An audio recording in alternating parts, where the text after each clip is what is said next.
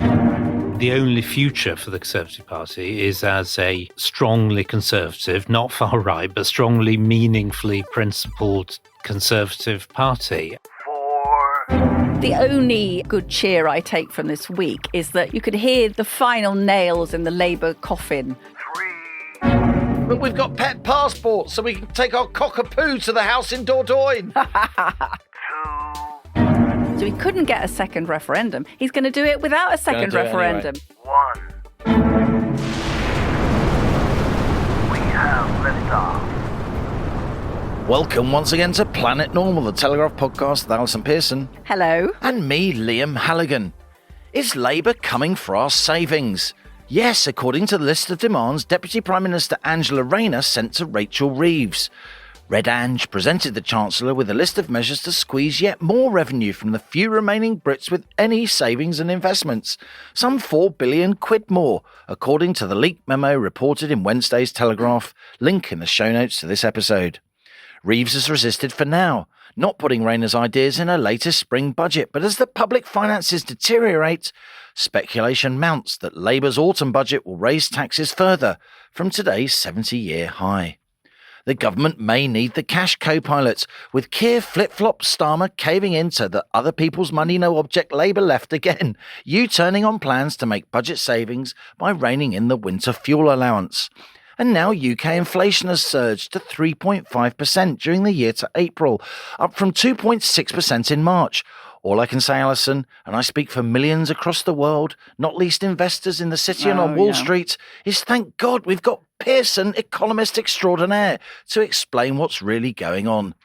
You're in a class of your own also, Allison, when reporting the plight of Lucy Connolly, the Northampton mum jailed for 31 months for a tweet she soon deleted. Lucy lost her appeal this week, and you were in court to see that happen, as outrage about the length of her sentence grows. Plus, we've had a UK-EU reset, another Starmer production. Having spent years trying to reverse the Brexit vote, our PM's now submitted Britain to Brussels lawmaking machinery over food and farming, but without voting rights, because that's what dynamic alignment means. That violates the huge Asia-Pacific Pact Britain signed under the Tories and prevents any deepening of the UK's new trade deal with the US. In other words, a total mess. But still, Starmer got to schmooze with his Eurocrat pals, choosing not Westminster again, but Davos. A lot going on, Allison. Let's hear from you about Lucy Connolly, the case you've written about so powerfully in Wednesday's Telegraph, link in the show notes. But before we start, a sombre moment as we remember our friend, Patrick Flynn. Yeah, this is so shocking. Planet Normal listeners will have heard Paddy both on the podcast and have read him with great pleasure in the Spectator and the Daily Express. Wonderful journalist. And I was really looking forward in the way that you sometimes think, what's Liam going to think? I thought, what's Patrick going to think about this Brexit reset? Because, of course, you know, he was Brexiteer extraordinaire, UKIP originally, then MEP for East of England, and then, you know, very close with Nigel Farage, latterly more moving over to the SDP. But just an amazingly decent guy. And I was looking forward. I thought, oh, Patrick and I will have a great gossip about this, and looking for him on Twitter. I hadn't heard from him. I thought this is a bit strange. And then yesterday, Tuesday, just seeing a tweet from Nigel Farage saying, deeply sorry to hear about the death of Patrick Flynn, age 59. Far too young. I'm talking about too young. I met Patrick in the mid-90s. I was with the FT. I turned up in Westminster. He was there, a few years older than me, political editor of the Daily Express, and it was immediately clear to me, you know, Cambridge economist, but serious political nous, and from, like me and you, an ordinary background. He'd scaled the heights of British journalism at a very young age, thoroughly decent, always analytical, but with a common touch, a fantastic nose for public opinion, way ahead of most of the mainstream media establishment. And the thing about him I really admired wasn't just the clarity of his thought and the sincerity with which he held his views. His views weren't dogma. His views were the result of thought and observation. And he always sought out, Allison, and befriended people from politics with whom he disagreed.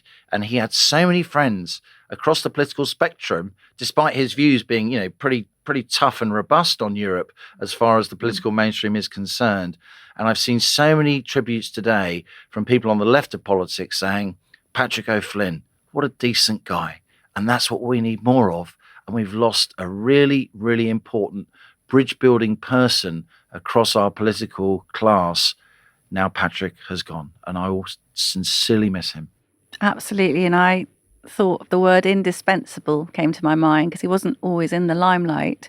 But if ever I was off on one of my mad tirades, I'd always know that rear gunner O'Flynn would be providing covering fire and that's saving you from yourself. Saving me from myself. And he'd always give wise advice. But always I knew he absolutely would have been step by step with me with this Lucy Connolly case, which listeners will know from us talking about it last week, that Lucy is jailed over a really quite horrible tweet, but got this absolutely horrendous sentence of 31 months. And all the way, Liam, I call her a political prisoner. And the reason I do that is because every step of the way of her treatment, being denied bail, listeners will remember Keir Starmer around the Southport massacre was basically threatening far-right thugs with harsh sentences. I'm absolutely convinced that at a higher level, there was a decision to not grant bail to anybody who was arrested around that. Political finger on the scales of justice. Political finger on the scales of justice. And in fact, Lucy said to me yesterday, she rang me from jail. She's not really supposed to, but she's way past caring now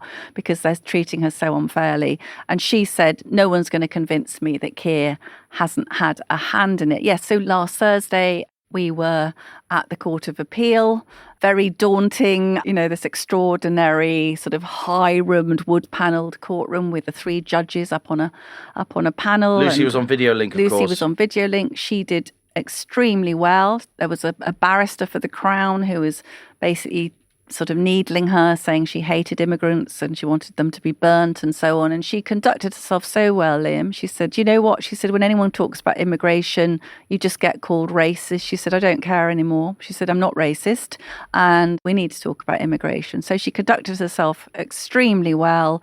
The barrister, Adam King, KC, for the Free Speech Union, representing Lucy, you're not allowed to sit in the courtroom and say, this is ridiculous. What on earth is this woman who poses no threat to anyone doing here? The law is you have to argue about should she have been charged under 1A or 1B. When you really just want to say, really? Really, yeah. I mean, really? I thought sitting there, looking at these people, I thought, it's clever, stupid men. That's what it is, really. At the end of the day, they're arguing about the legal points. If you took anybody from Planet Normal and put them in courtroom 7, they'd have said, what the hell are you playing at? It is kind of Orwellian, and listening to your description, I'm reminded of that Orwell quote. There are some ideas that are so stupid that only intellectuals will believe them. Yeah. It's almost as if the sort of judicial class, they're caught in all this procedure because they don't want to acknowledge that the human outcome of what's happened is insane. 31 months for a tweet that was quite quickly deleted from somebody who's got a track record, and as you've done more than any journalist to highlight, character references from all kinds of people, from all ethnicities and backgrounds, an exemplary reputation within her own community as a neighbour and a child carer.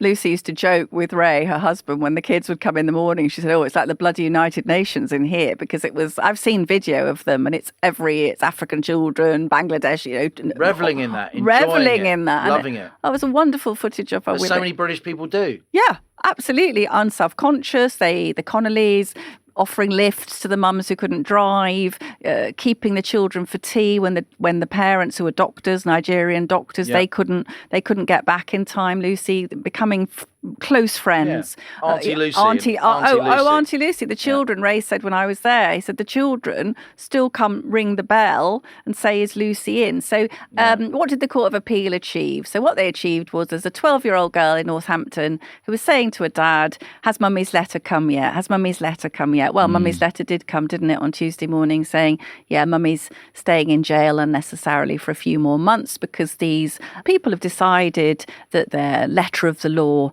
is more important than compassion or whatever. So the good news, Planet Normal listeners, as I mentioned last week, with Dan Wootton of Outspoken, Dan and I have become close to the Connellys, and we decided to set up a crowdfund because they got into a lot of debt because of having used all their savings on these futile bail applications. You know, normal people they don't have $9,000 hanging around. No. So they had to spend all that. The debt collectors have passed on the debts to other debt collectors. It's got out of control. So I thought accruing service charges and interest. accruing horrible service. That twilight debt is a Just very mushrooming. nasty part of our economy and society. Really scary stuff. So Yeah. Dan and I thought, right, let's give them a cushion of money. So we put it up saying, please help Lucy when she finally is allowed out. You know, she said to me the other day on the phone, she said, I think this government would keep me in for 100 years if they could. What a thing to say. Why? That's medieval. They want her in there as an example because the minute she gets out and people think she's a metaphorical head on the stake. Head on the at stake. The gates of the city. Once people think, oh, she seems like a nice lady, what's she been in jail for? So anyway, crowdfunder set up. Also, currently, as we record, £120,000. Crikey. Amazing. And from Wow. people, there's been donations of 1,000, and then somebody wrote and said, look, I'm a bit skint, but here's a £5. Yeah. Absolutely. And it's worth saying, of course, you know, Dan, my former colleague from GB News, he's obviously done very, very good work in this area. But Lucy's been backed by the Free Speech Union, which we've supported, set up by Toby Young, Toby our Young, friend. former Planet Yeah. Normal guest. Yes. So a lot of this And is the self-help. and- A lot of this is like the little platoons, as Burke called Yes. them. Ordinary folk getting together to help themselves because the state, the big amorphous leviathan, to bring in a Hobbes reference. God, I'm feeling quite. I'm on a roll. He's on I'm fire today. I'm on a roll. Oh well, has Hobbes. abandoned them. That's all right. I'll quote Kim Kardashian. Not next. just It is oppressing them. Yes, not just abandon Yeah. them, but conspiring Yeah. against them. I'm going to quote you Swift now, one of my Here we favourite go. quotes. Here we go. When a true genius comes into this world, you shall know them, for the dunces shall all be in confederacy against them. Yeah. Confederacy of dunces. Yeah. This is what our legal, political, police class, everywhere we look, these people are absolutely conspiring against normal people like Lucy Connolly, who are decent, fundamentally decent, and are like Patrick, like our friend, our late friend. I'm so sad to think he's our late friend. But Lucy, you put Lucy and Patrick in a pub, Yeah.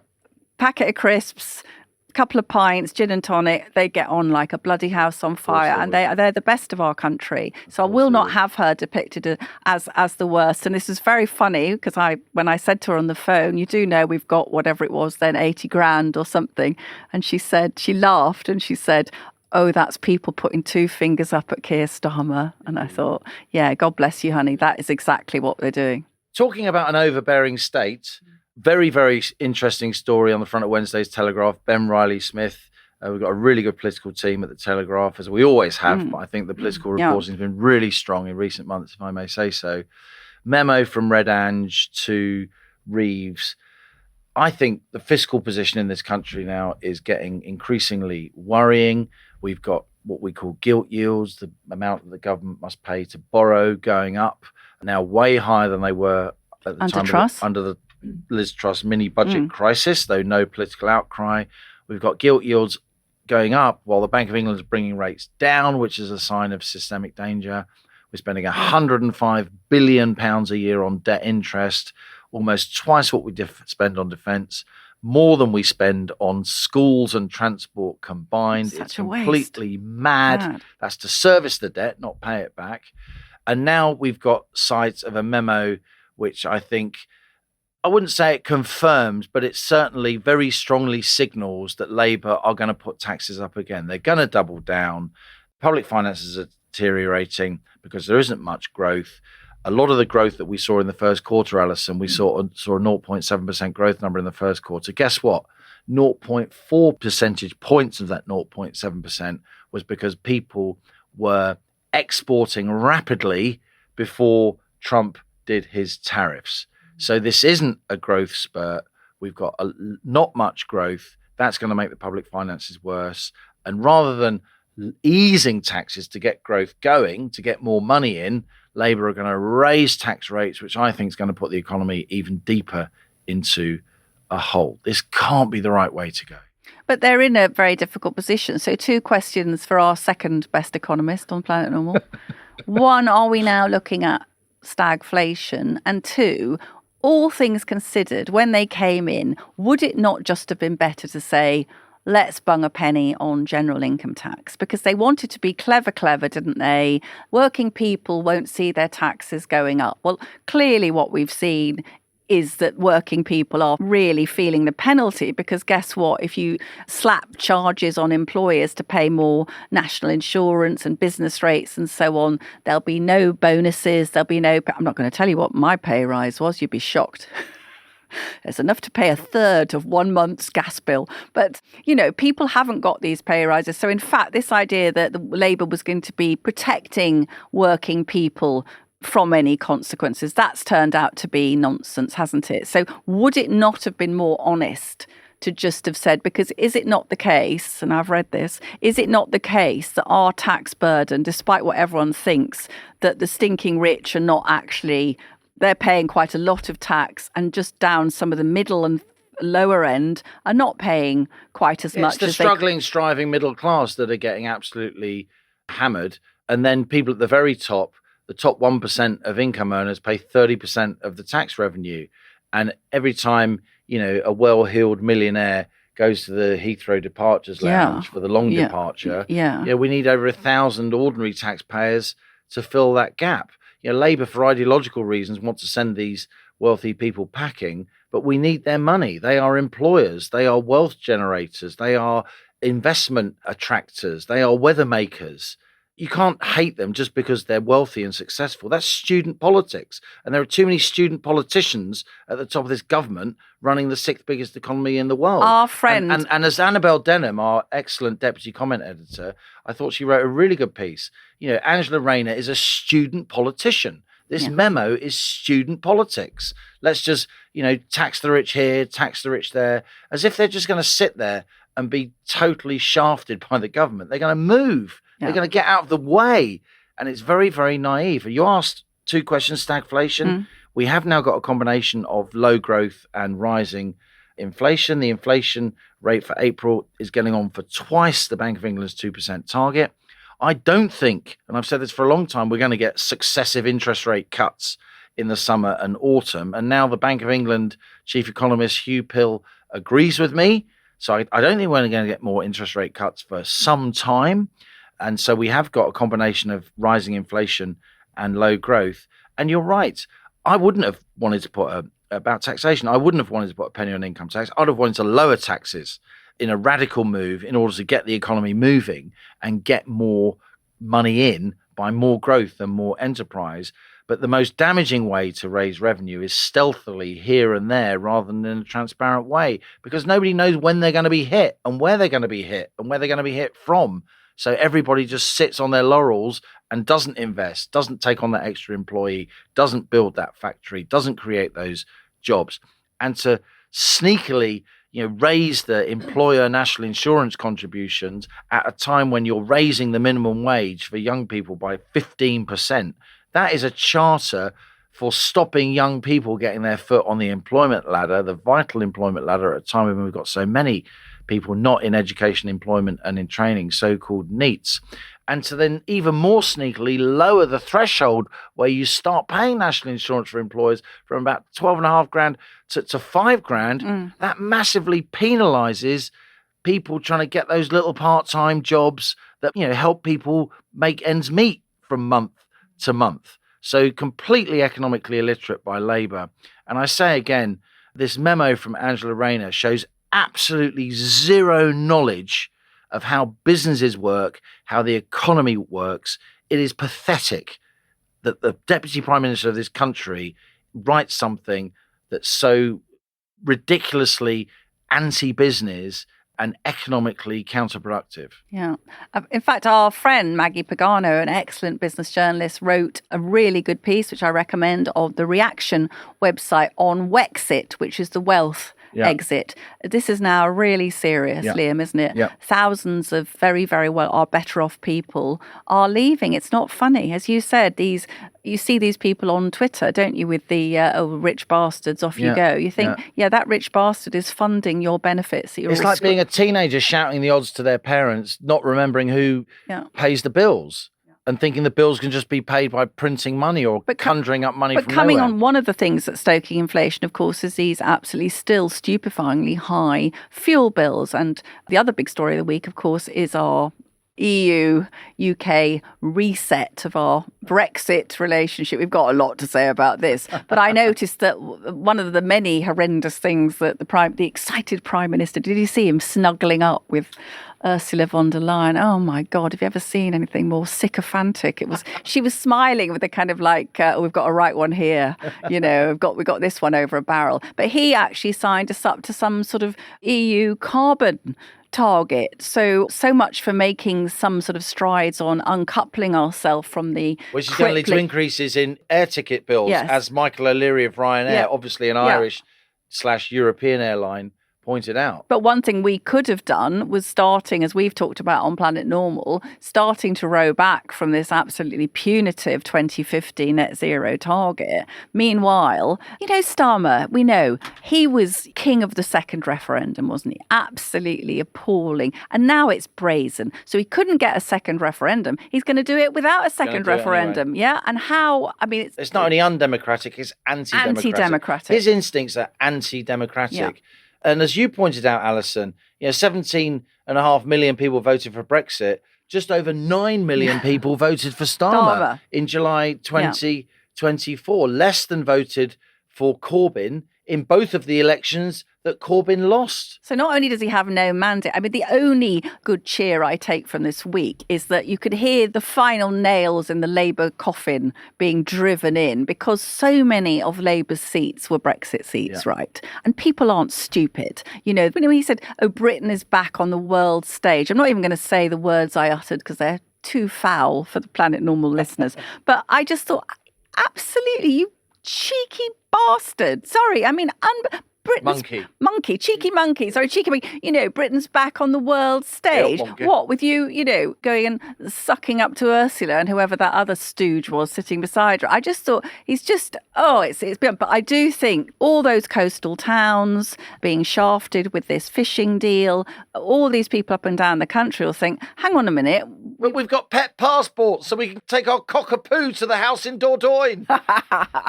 Yes. Well, I've got a cockapoo, but sadly no house in the Dordogne, so I've missed a trick there. But exactly. And you think, well, I thought even by his very point, I mean, this is the man who not just giving away the Chagos Islands, but giving away the Chagos Islands, and then we pay X million a year to have the pleasure of them leasing them to somebody else. But it seemed, even by Starmer's low standards, it seemed to be a very inept negotiation, don't you think?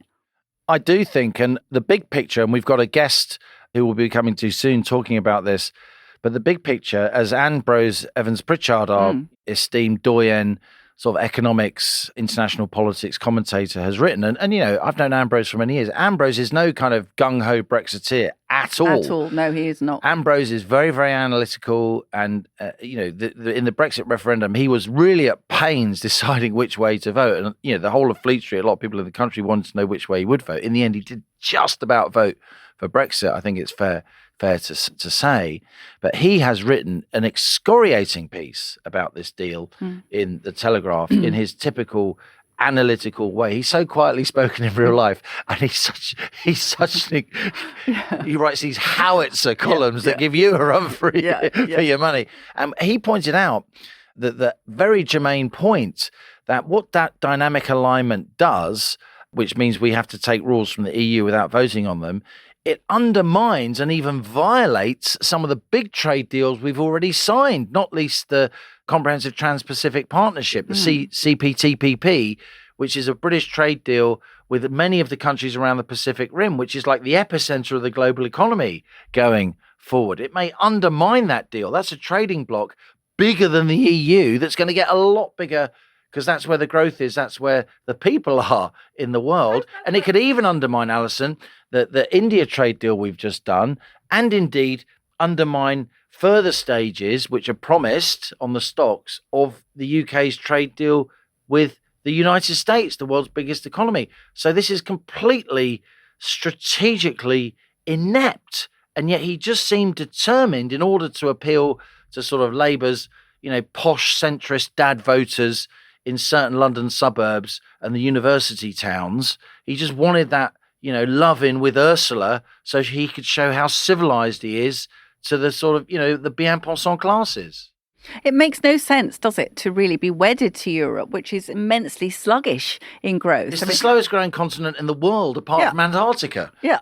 Well, that's a good stat. But yeah, I just thought he feels ideologically comfortable. That's what I haven't seen him recently. He was so and politically smug. I'm going to get my way. Yes. I'm going to get my way, and all my lawyer friends that won't sully their hands with politics are going to be cheering me on. Yeah, couldn't stop himself beaming. And you were thinking, what are you doing? Not only are you undoing a democratic vote. Look, Planet Normal came out of a drunken Brexit dinner, did it not? Well, you were a bit drunk. I was very drunk. And we shared a cab home, didn't we? All the way from London. No, not in the biblical sense. No, not in the biblical sense. All the way to Essex. And you delivered the famous line. Inevitably. We should do a podcast. And I, of course, fortunately, I had no idea what one was. Otherwise, I would have rejected the idea out of hand. But no, so we came together out of that. And we were in that gathering of, God knows, it was not in our trade. It was not a popular position. We literally held a dinner to celebrate the fact that we'd all been hammered by our profession. Yeah. Hammered by our friends, our families in some cases. Yeah. And I remember standing up and giving a little speech, and I said, whatever time it was, 3 minutes to midnight, and I said, just time for one more meaningful vote. Do you remember that? And Starmer engineered all that nonsense. 3 years of hell in the Commons. And guess what? But for those Tory Spartans, 27 odd Tory MPs. And Boris, to his great credit. Boris, in the end, though he wasn't a Spartan, Boris only had the chance to do Brexit because of the Spartans. And the only sort of people that survived into mainstream politics after the vote among the Spartans were Priti Patel and Suella Braverman. There were other backbench Tory heroes like Mark Francois, like Steve Baker and others. But it's only because of those people really doggedly determined to deliver that Brexit vote that we actually got the Brexit vote. Otherwise, Starmer and a lot of the Tories would have reversed it. And I think you'd have had very, very serious umbrage among big sections of the British electorate who would have given up on democracy. To me, it kind of feels like where we are now. So I think that the reform vote at the local elections and the really astonishing polling numbers now for them, I think that's a feat, not of revolution, but a feeling of something has to change. It's a Brexit feeling again. We voted for it. We wanted change. We wanted our country back. We didn't want anything spectacular. We wanted a normal country that didn't have to ask Strasbourg permission to go to the loo. That was basically where we were. And we didn't want that because we were proud. I always said at the time, Lane, we were never destined to be a small westerly province of this empire. That was never going to be. We would always have the pound and our own army and so on. But have I felt disappointed? Yeah, I have, because I think the thing I voted for, I think it was prevented. And I think that some of the support now that's coming from all sorts of quarters for reform, including from some friends of mine who would never have been reform voters, it's become a much more respectable position. And I think now we're at that stage of thinking we've got to go for broke. We have to do something. Things are really bad. I really feel there's a surge of feeling. It's in people you meet in all walks of life now.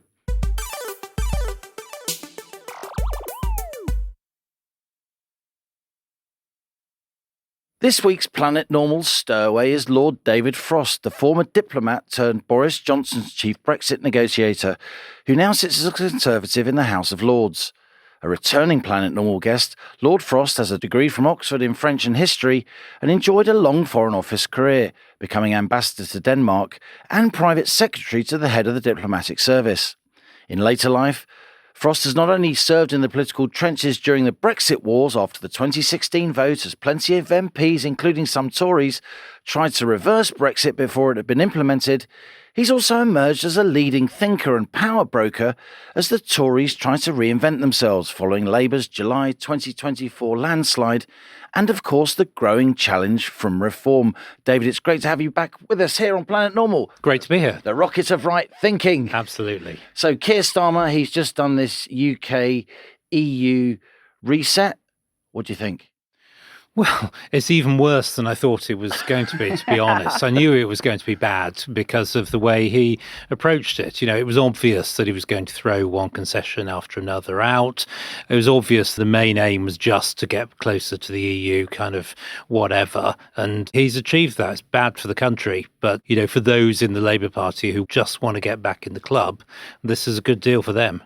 And it strikes me, dynamic alignment. We have to accept the EU's rules with no vote. Doesn't that make life more difficult for us, given that we've got other trade deals which don't allow that?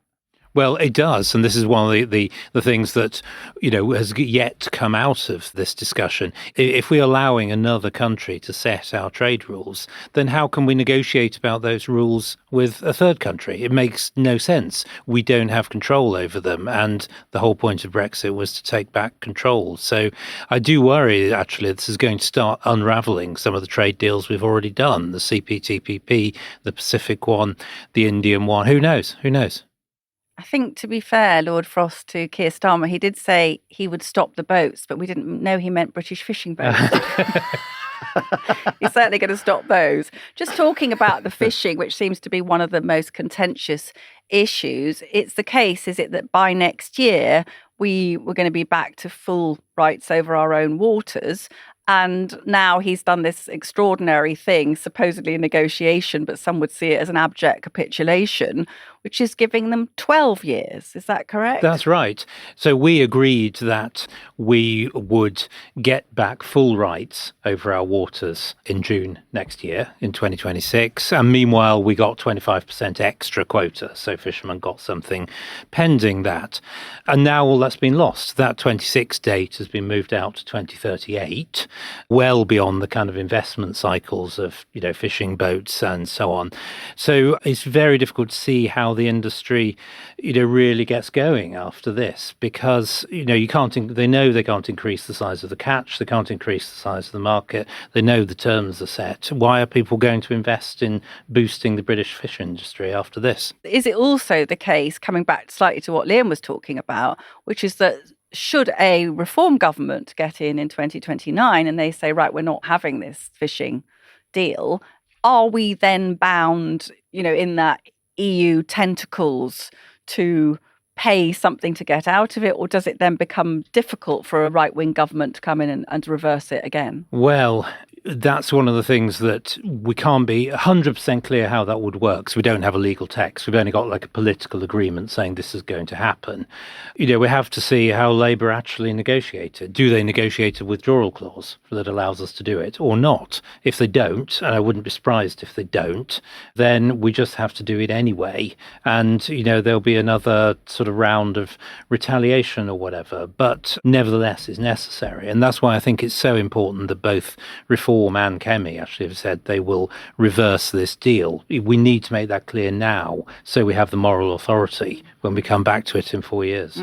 You know, when you hear broadcasters talk about this deal and EU, UK shenanigans in general, they always talk about the fishing industry with a kind of disdain as, oh, it's only a small part of the economy. Actually, these fishing communities, they support huge coastal areas, and some of the worst poverty in this country, I'm right in saying, is just inland from what were once thriving fishing communities. That's right. So it's completely wrong. And, you know, Labour are going to get absolutely hammered in the West Country now and up on the east coast of Scotland. It's as if they don't care. And you get kind of snorting posh broadcasters saying, oh, it comes down to the price of fish, as long as we get our pet passports. I mean, for God's sake, I literally chucked something at the radio hearing the coverage when the deal was announced. Let's talk a little bit about some of the other aspects of the deal. Defence procurement. It looks as if the UK is going to have to pay in order to tender for defence procurement. Do we really have to do that? If we've got the best companies, if they need our stuff that's generated by our world-class high-tech arms industry, then surely they should buy it anyway. Well, it sounds like we're going to have to pay. I mean, that's what you might think in a kind of normal business environment, that you would just contract and tender and that's how it would be done. But no, the EU set up their own scheme. They're borrowing to fund it. I don't know how that, whether we'll have to take on some of that liability as well. And we're going to have to pay in. That's clear from what EU member states have said. And that really could be quite a lot of money. And how much of a disaster is it that in the fine print, we seem to have signed deals that undermine other deals? We could be sued, couldn't we? The country could be sued because we're violating the terms of the, as you called it earlier, the CPTPP, the Trans-Pacific Partnership, one of the biggest trading blocs in the world, set to be bigger than the EU in just a few years' time. And it's my understanding, David, that you're more expert than me, that any deepening now of the US trade deal is also jeopardized by these dynamic alignment rules. Yeah, it certainly is, because one of the things the Americans most want out of a trade deal with us is more agricultural access. The big problem with that is EU rules on agriculture, where we've just signed up to them and we can't change them. And they're massively protectionist, of course. Exactly. Europe's very, very powerful agricultural lobby. So how are we going to negotiate? And I just don't see that. And it's interesting. I had expected that they would have lined up, the government would have lined up people, spokesmen from some of the CPTPP countries, maybe from India, maybe elsewhere, saying, we're fine with this deal, doesn't affect it. I haven't heard any of that. And it does make me wonder what they're thinking. We're all three of us battle-scarred veterans of the Brexit wars, aren't we? And it did make me feel, what's the opposite of nostalgic? It made me remember. Do you remember when David Cameron went off to Europe with his little begging cap? Yeah. And was going to come back from Denmark and wherever else he went with all this proof that these nice Europeans were going to really give us special terms to not vote, leave. He basically came back with, you can pay us more money, for which would be marginally less horrible to you, I think. Was basically the arrangement. So this thing, David, they're not calling it freedom of movement, God forbid, but youth experience scheme, even though youth goes up to 30, which many of us don't think of that as children. So youth experience sounds nice and wholesome, doesn't it? All these lovely Italian kids from Perugia coming over and spending a bit of money in the British Museum. What struck me immediately, being a sort of cynical old Brexit warrior, was that Angela Merkel let 1 million Syrians into Germany. So any Syrian in Germany or Turkish person who's aged under 30 could just come across to us on the youth experience scheme, and Germany and other countries now want to get rid of their migrants. So is that likely that we'll end up with loads of those here? Once again, we've got to see the terms, but it's definitely a risk. Many of those Syrians and others will have got German nationality by now, or German travel rights, and we won't have a basis to exclude them if the deal allows for it. I find it very strange, I must admit, that the government's willing to go down this road. I mean, it's a time when even Keir Starmer has clocked that we do need to get immigration down somewhat, that he's just agreed to this, tens of thousands, maybe 100,000 plus. Well, they're not saying this at the moment. He's saying no cap, isn't he? But what does that mean? Do they, presumably the EU doesn't want a cap? Yeah, he said in the House yesterday, I think, that there would be a cap, but the text doesn't say there'll be a cap. It just says the number has to be agreed by both sides, acceptable to both sides. Well, we just discovered that 12 years fish transition was acceptable to the UK. We agreed it. That's not the same. So these things are not the same thing. We only knew about it at the very last minute. We did. We only knew on Saturday night. That's what I'm told. And at a time when we have a lot of our own young people are unemployed. That so are we going to have lots of, I'm not decrying it, because in some ways mobility of young people is great, but what we could be looking at is jobs are scarce. Liam and I often talk on the podcast, we're seeing a lot of hospitality vacancies, for example, going down. So my kids... We only talk on the podcast, not in real life. She doesn't like me in real life. No, I don't know. No. Yeah. But, that we then see some of our own young people competing with Totally. kids from that- Europe. After all, that is one of our biggest problems, that young people can't get onto the labour market, won't come onto the labour market for whatever reason. So what do? We make it more difficult by importing, a lot of Europeans. It's not so much the principle, although I don't like the principle, but really is it the moment? It just isn't the moment for this scheme. Tin-eared at best. Yeah. Let's talk about how the Tories should respond to this Brexit renegotiation as we move into talking about the Tories in general. Kemi Badenoch, she might be a bit worried about making the Tories look as if they're a bit deranged, going on and on about Brexit, banging on about Europe, as David Cameron once famously said. What would you advise her to do now? So I think she needs to do more than she's done already, to be honest. She said in response to this deal. In response to this deal and generally on European policy. I mean, she said she will reverse this deal. Good. What we need to do is reverse more than that, reverse some of the kind of underlying dynamics that's led to the problems we've got. And in particular, she needs to say we're going to go back to the Windsor Framework, the Northern Ireland arrangements, and get rid of them as well by negotiation if we can, unilaterally if we can't. Because the big problem that those generate is that because Northern Ireland's part of the single market for goods, part of EU customs, every time we change our rules in GB, it opens the gap between GB and Northern Ireland. So there's this tremendous pressure just to stick with EU arrangements all the time to avoid that gap opening up. As the EU planned all along, right? Absolutely. When you were negotiating with them. This was a raw point and they wanted to rub salt into that wound, if you like. Totally. Let's not forget, the BBC catching on camera somebody in the team saying we've now got our first colony of the Northern Ireland deal. That's right. That's right. really how it is. So I know it's awkward. I know, there's weariness about it. I know people in Britain often don't like thinking about Northern Ireland and see it all a bit complicated and difficult. But either this is one country governed by UK laws or it isn't. And at the moment, it isn't. And I don't think that's a stable situation. So she needs to start talking about it and getting people. Do you think she's got the guts idea. to do that? Do you think she's got the guts to reopen the Windsor Framework? Well, I hope so. She voted against one of its pieces of secondary legislation a few months back, but more recently she said she doesn't think it's a priority when she went to Northern Ireland. So I don't know, as with so much else. Coming to the actual state of the Tory party, one of your former ministerial colleagues said to me after that drubbing at the general election, yes, Allison, we lost badly, but maybe not badly enough. And I'm not going to give much away there.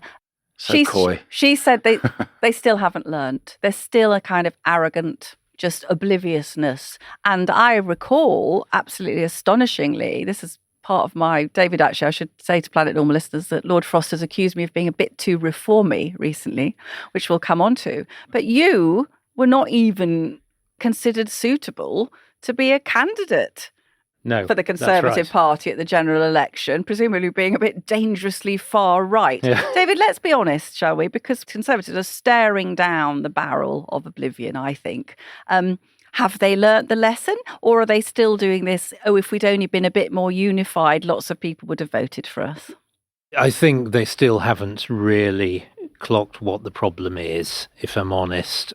I think up till maybe these locals and the latest round of polling, I think the dominant view was just, we just got to wait. It'll come right. People will turn back to us. Labour are terrible. Reform will blow up. It will, we don't really have to do anything. It'll all be okay. I think the locals and then these latest polls that put us fourth are beginning to spook people a bit. And rightly so, in my view.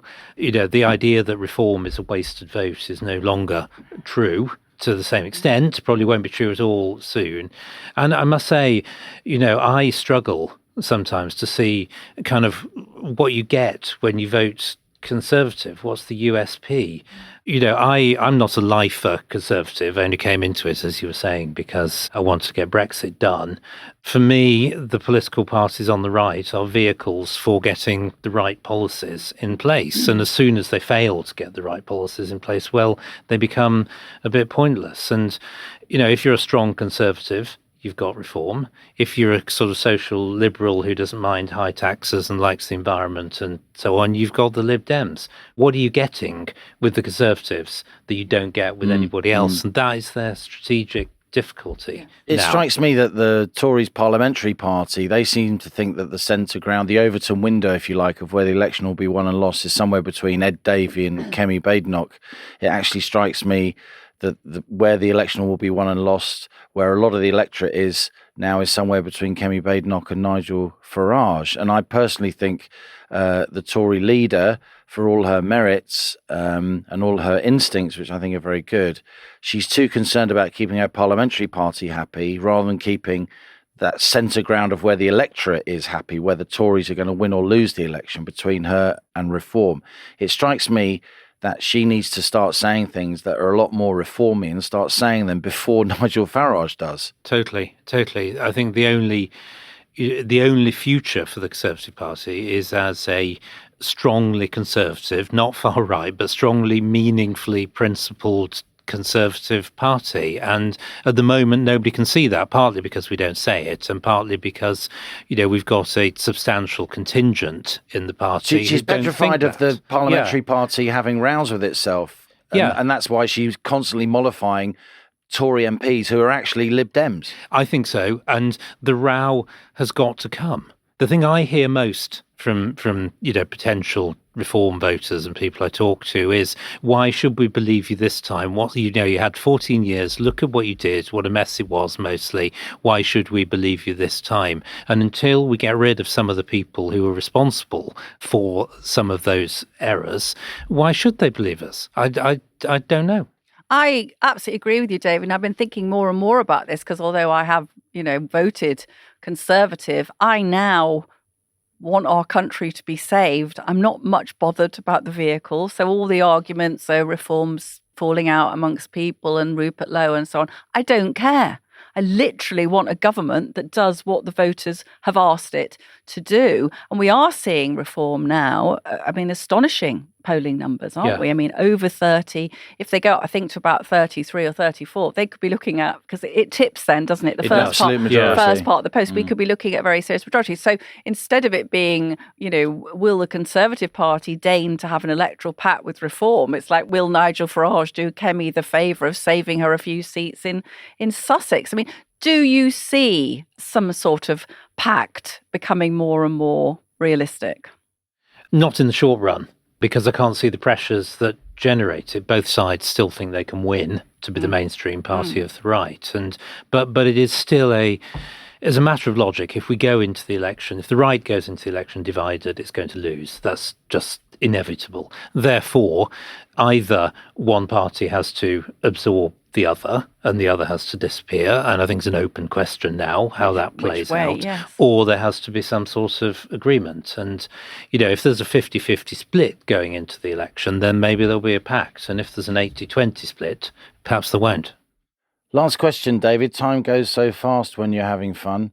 The Tories don't seem to want you to be a candidate for MP, despite your credentials, despite your appeal to a lot of the electorate, certainly to a lot of Planet Normal listeners. Would you rule out standing for Reform? Oh, I was going to ask that. He's blushed. So I'm waiting. I think that, as I said, what I want is a last chance, really, for a party on the right that can deliver meaningful right-wing principled policies. I'm not emotionally committed to the Conservatives in the way that others are. I want the party that is going to do the job and get the job done, and let's see how that plays out. It's not a no. It's not a no. Lord Frost. He loves us, really. The best Frost since the Great Frost, as somebody once said. Who was that? Thanks a lot for appearing again on Planet Normal. Thank you. Thank you. Well, there you go, Allison. We know Lord Frost well, of course, but we had to pose the question and he had to answer it. And he didn't seem too unhappy that I asked, and he didn't say no. He didn't say no, did he? So it's all shaping up nicely, ladies and gentlemen. The Reform Government 2029, Halligan in number 11, Lord Frost at the Foreign Office, and co-pilot Pearson, Minister for Deportations. What do you think? I'd be great. In all seriousness, David is a power broker in the party. He has a lot of support among the Tory grassroots. He is seen as a hero of Brexit. We know, when we've had him at our Planet Normal live events, he is a rock star at those Absolutely. live He's great. events. And it seems strange that the Tories didn't want him to run as an MP. It's not strange. You know what it is. The people in CCHQ, it was all, ex-minister's niece, Arabella. She's got that seat. Why would you want to have one of our most distinguished, successful diplomats Bit of of tall Brexit? poppy syndrome. Yeah, I think they don't like him. And is he frozen out? Yes. He WhatsApped me recently. I think it was after Planet Normal. He's obviously a great Planet Normal fan, listener. And he said, "You're sounding more and more reformy." And I wrote back and I said, "Yeah. How about you? Where are you?" And he said, "I cannot deny it because I've heard David speak around the country at different events and he's always fantastic for the Tory cause." And I think, like a lot of us, he increasingly finds himself thinking, what on earth can I say? So that's where they are. A lot of people, I would not be surprised. We're not going to prejudge him. It's entirely up to David. But I would not be surprised in the next year if we see some pretty significant defections. Well, I think, and we discussed this soon after the general election back in the summer, Reform had just won 5 seats. Of course, they got 5 again, having lost Rupert Lowe, but having gained Sarah Pochin in, of course, the Runcorn by-election. I think a combination of defections and by-election victories mean that the Reform Party is going to have 10 to 15 MPs at the beginning of the election campaign, whenever it may be in 28 or 29. And they won't be seen as a wasted vote. They'll have run local councils. They'll have done very well, as you've been predicting. I think you're completely right, in the Welsh Senate elections next May, May 2026. And David, he raised the spectre there of the ultimate nightmare for the centre-right of British politics. If the Tories and Reform go into the election neck and neck. And you know what? If the country watches the right of British politics blow itself up in a kind of domestic row and allows what will then be is already an extremely unpopular Labour government to come through the middle and win again. I mean, Britain won't only be very febrile, I think Britain will be a laughingstock on the world stage, because by then I think Labour will have done tremendous economic damage. But I think I still hear people speaking about Labour as though this is going to be an electoral force. I think Labour, after the next general election, could cease to exist as a political party. I think this may be their absolute last chance saloon. I think they are going to be destroyed unless there's some absolute... Is that what you want or what you think? It's what I think. I think they're gone. I think they'll replace Starmer because I think he is so even. He's far more unpopular even But than they're going to they replace him with someone from the left, aren't they? Yeah. Because that's where the activists are. Red Ange and with her the marvellous... activists in the Labour Party are tremendously powerful. That's why Starmer had to pretend he was a Corbynite to become the leader. Yeah. That's why Ed Miliband thinks he's got a crack at being Prime Minister. I think Reform, as of now, things could change, but I think Reform stands a very good chance of by itself winning a majority government. Now on to our listener emails. Your messages sent to planetnormal@telegraph.co.uk. Please keep them coming. We learn so much from you, the citizens of Planet Normal. We've had a huge number of emails about the Lucy Connelly case, very, very impassioned. And this is from Alistair, not his real name. I know that Allison has been holding not a candle for poor Lucy Connelly, more a blazing torch. I spent 40 years in the law. For several of those, I was a coroner and also sat as a district judge in the county court and in the district registry of the High Court. I felt proud and privileged to be a member of what I perceived as a noble and learned profession, says Alistair. Alas, no longer, it seems. The way the judiciary has treated poor Lucy Connelly and her family is nothing short of an outrage and scandal that should offend all decent people, while those who bring terror and mayhem to the shores of this nation are admonished, if they are even caught, with little more than a slap on the wrist. I am actually surprised, says Alistair, that a senior member of the judiciary has not resigned in the most public of ways to distance himself from the heartlessness of his brothers. Lucy Connelly's treatment has a political motive behind it. Of that there can be no doubt, despite the separation of powers being one of the cornerstones of our unwritten constitution. Keep up the good fight, Allison. For all our sakes, yours sincerely, Alistair. This is from DC Anonymous, Allison, and DC in this context stands for Detective Constable. Allison and Liam, I'm a serving police officer of 20 plus years. I've been a DC on specialist crime units for over 10, so I know my way around the justice system. I'd rather not confirm my real name or force for obvious reasons. Unfortunately, I need my pension. I'm writing to voice my displeasure over the treatment of Lucy Connolly. The grossly overproportionate sentence and treatment of Lucy is an embarrassment to the justice system. Her tweet was vile and nasty. However, a community sentence would have been more appropriate. This from a serving police officer, Allison, Detective Constable, my God. I know. My colleagues and I often work long hours to get convictions over the line and often see paltry sentences dished out to some of the most dangerous offenders being handed lenient sentences with all mitigations taken into consideration. Only for a lady who poses no threat to society to be given 2 years and 8 months. It sickens me to my stomach. Most of us joined the job to arrest real criminals, not see innocent members of the public criminalised for hurty words. My colleagues and I are sick to death of woke management, judges and politicians making our difficult jobs even tougher. No wonder the public have lost respect for us. My gripes are too numerous to list in a single email. P.S. I've been an avid listener since you started during the COVID period. Please keep up the good work and thanks to Planet Normal. It's really reassuring, whoever you are, DC Anonymous. It's great to know because we sense that, Liam, don't we? We sense there are judges and police officers who are excellent and they don't agree with any of this stuff. And just a reminder, you can support Lucy Connolly's crowdfunder. We'll put a link to that in the show notes. This is from Richard. Dear Allison and Liam, like all normal people, I read aghast the extent to which our beloved PM has given away virtually everything that the EU wanted in his reset, gaining nothing of note in return, despairing of his rush to abandon our hard-won sovereignty. Also, I just read the delight that French fishermen are expressing and contrast that with the despair of our own.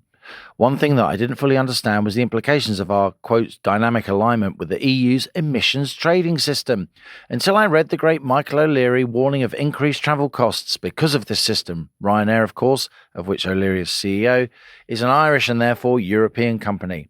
This is becoming their environmental cost bill, rising by €150 million to over €1 billion for 2025 under the system, whereby the allowances that airlines were given by the emissions trading system for how much fuel they could burn were reduced by 50% this year and will go to zero next year, says Richard. In essence, this is a huge fine imposed by the EU on European airlines who legitimately go about their business. Before Monday, the day of the reset, we could decide ourselves to do the same or not. After Monday, we are dynamically aligned, for which read forced to follow rules that we may not wish to follow. We can never deviate from these rules. If we do, we'll be subject to a European Court of Justice ruling, unless a future government decides to pull out of Monday's agreement, in which case the EU's already said it would impose huge tariffs on Britain. The gains hard won by David Frost would be lost. I keep asking myself, how could a British Prime Minister be so stupid? I have no answer. Keep up the brilliant work. Planet Normal, a ray of sunshine in an ever-darkening world. Regards, Richard. How lovely, Richard. And this is from Stephen in Cornwall. Stephen sent us, Liam, some great pictures, actually, of his father and grandfather in uniform and some very splendid medals that they won. Stephen says, my home contains many academic books on British and international politics, both historical and current. Statements contained in these books may not meet with the approval of some police officers. What happened to Mr. Julian Fuchs and Allison suggests that UK police are selectively monitoring political opinions and seeking to curtail their and my right to free speech. To defend that right, my father fought German troops during May and June 1940, and again during the period D-Day to the German surrender. My uncle, after whom I am named, says Stephen, also fought to defend that right and was killed in action during the Battle of Anzio. As you read those words, perhaps you could pause and look at the photographs that I've sent you both. One shows my father after he returned to England in June 1940. Just a few days earlier, he'd been in combat with the German army and witnessed firsthand its overwhelming power and aggression. He fully understood all the implications of Winston Churchill's words when, shortly after, he said, "The whole fury and might of the enemy must very soon be turned on us." The photograph of my dad in his paratrooper uniform shows how he continued to fight throughout the war for our freedom. These photographs indicate my family's contribution to the huge price that was paid by the people of the UK for my right to speak my mind and for Julian Fuchs's right to read a Brexity book. Is it any wonder that I am shocked by the reported actions of the 6 police officers who went to Mr. Fuchs's home and the attitude of the senior police officers who authorised the raid? A nation can lose its freedom through a single cataclysmic event, as would have happened if the German army had invaded Britain in 1940. But it can also lose it incrementally, slowly, slyly, as seems to be happening to our country now, with apparently the connivance of the police. We should all be fearful, says Stephen, even police officers. And that's it from Planet Normal for another week as we leave our sanctuary of sweet reason, our flying refuge of reasoned views. Email of the week, it's my turn. And while I think the most courageous email was from our detective constable, we're not going to ask the detective constable to give us his or her postal address. I'm going to give email of the week to an equally deserving email from Richard. Richard, send us email to planetnormal@telegraph.co.uk. Put mug winner in the subject heading, give us your postal address and we'll send you that Planet Normal mug.